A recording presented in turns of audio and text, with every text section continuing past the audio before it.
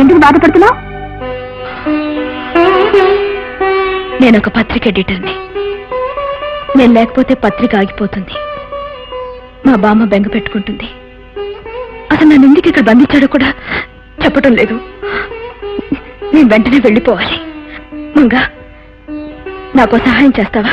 నిన్ను తప్పిస్తే బాసు నన్ను పీకుతాడే. సర్లే, కొడితే కొట్టాడు కానీ సమయం చూసుకొని నేను తప్పిస్తాను. అదే. మేడం, మీకోసం ఇన్స్పెక్టర్ గారు వచ్చారు. Inspector?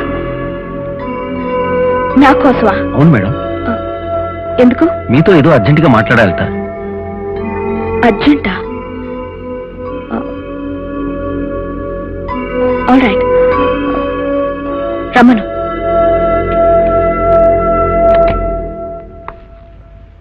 Good morning madam. Yes, ఈయన పేరు Pradeep. Hello. Good morning. Crime branch inspector from Vizag. I see. Take your seats. ఒకసారి ఫోటో చూడండి. అరే, ఈ ఫోటో మీది కాదు మేడం. వైజాగ్ లో పబ్లిక్ ఒక వ్యక్తిని కాల్చి చంపిన సారిక అనే అమ్మాయి.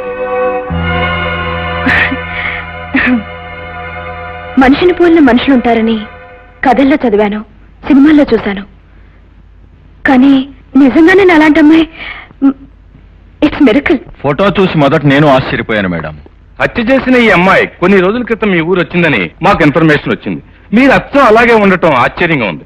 మీ పోలికలతో మీ దగ్గర బంధువుల్లో ఎవరైనా ఉన్నారా? No, no. అవును, ఇంతకీ ఆమె ఎందుకు హత్య చేసింది? ప్రేమించిన వాడు మోసం చేశాడన్న కక్షతో హత్య చేసిందని అనుకుంటున్నాం. పూర్తి వివరాలు తెలియలేదు. ఇంకా కేసు ఇన్వెస్టిగేషన్ లోనే ఉంది. ఇన్స్పెక్టర్, ఒకవేళ ఆ అమ్మాయి వచ్చి నేనే శిరీష్ని, హత్య చేసింది ఈ అమ్మాయి అని నన్ను చూపిస్తే? ఇంపాసిబుల్. అది ఎలా కుదురుతుంది? మనిషిని పోలిన మనిషి ఉండటం సాధ్యమైనప్పుడు అలాంటిది కూడా జరగదని గ్యారంటీ ఏమిటి? అందుకని మనం ఒక కోడ్ ఏర్పాటు చేసుకుందాం. నాకు షేక్ హ్యాండ్ ఇవ్వండి.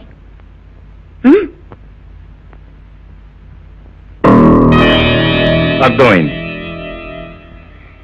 ఇలా చేస్తే నేను, కాకపోతే నకిలీ. ఇది మనకు మాత్రమే తెలుసు. Okay? Very good. Thank you for your kind cooperation. Okay madam, వస్తాం.